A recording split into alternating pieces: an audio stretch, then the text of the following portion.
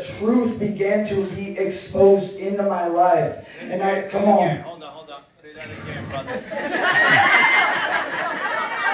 2 years ago, I was manufacturing marijuana products, making about $200,000 and $300,000 a year. I was one of the biggest edible manufacturers in the state of Illinois, hands down. And I did everything I had wanted my entire life. I had it at the palm of my hands. I was buying some houses. I was buying some cars. It was disposable. I never went anywhere without $10,000 in my pocket, it seemed like.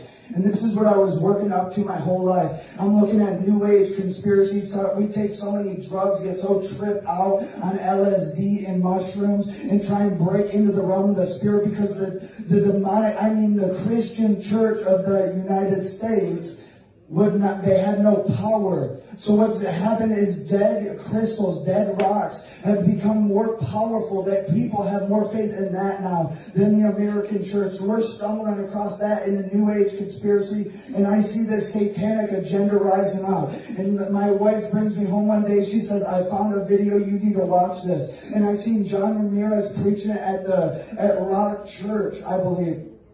And it began to open up my mind. And I said, Lord, if you're real, I watched about 3 of his videos. I caught him with Isaiah Saldivar on a podcast. And I watched, it was only about 3, 4, 5 videos I watched. And I prayed the most dangerous prayer you can pray. And I said, God, if you're real, I'll lay down everything. God, if you're real, I don't care who likes me, who doesn't like me. It doesn't matter. Everything can break off of my life.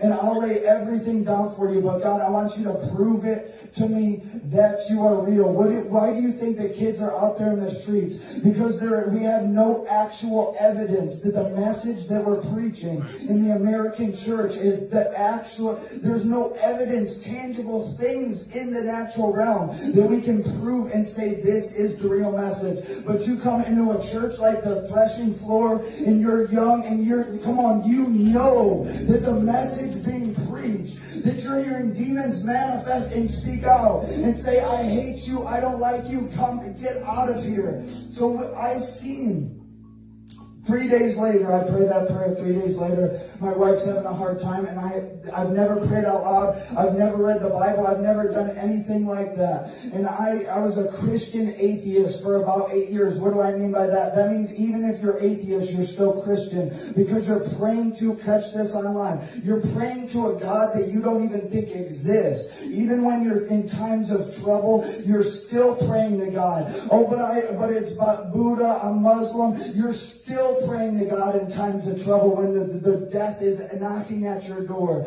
So I prayed for my wife, and I said, Lord, if you're real, whatever this, according to the word, the Bible, I'm taking it at face value. All I've done is heard Mark 16:17. And I said, I'm about to lay my hands on my wife, and demons are going to come screaming out, God, if you're real. And I laid my hands on her. About 20 seconds goes by. She falls out in the living room. And this is the trap house, what seems like the trap house. I'm downstairs in the basement. I remember when he came home from South Korea, I was arguing with him about how I still can make marijuana products and serve the Lord. And in my basement, I got 2, 3 people working for me, manufacturing these products. I lay my hands on her. The power of God hits her like stuff I've never seen. She falls out and starts breaking out. She's in a pool of sweat. She's shaking. Her hands are locking up. And I watched her mouth supernaturally open up. And she was so laid out in the spirit, she was telling me the things that were in there.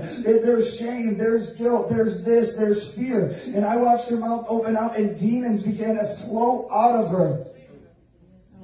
Amen. Unqualified. If you think that this takes qualification in the world, if you think that you got to wait 1, 2 years for this to happen, that's not Jesus. Jesus says, I'll take you where you'll allow me to take you. What do I mean by that? If you'll humble yourself. If you'll say, God, I need you to do it for me. God, I don't know what I'm doing. God, I need you to do this in my life. He'll take you there. The second you want to get there on your own power, all of a sudden you've hit the dead end.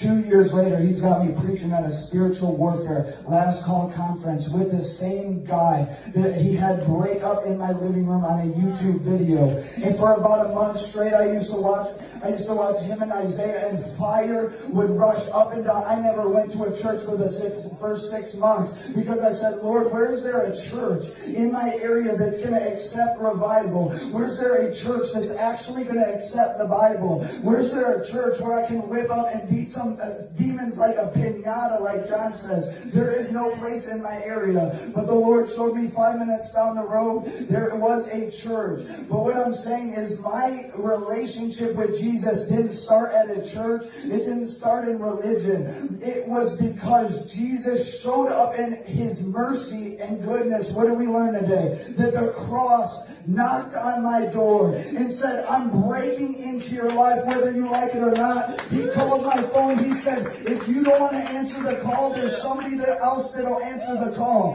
And I'm not coming back. And that was a rude awakening in my life. And I said, Lord, I'm answering the call. I'm not going to let you go to somebody else, but I'm not going to let you step over me at the pool of Bethesda. But it is my day to get revived. My family needs this. Your children need revival. Your children need deliverance. Your children need the cross in their life.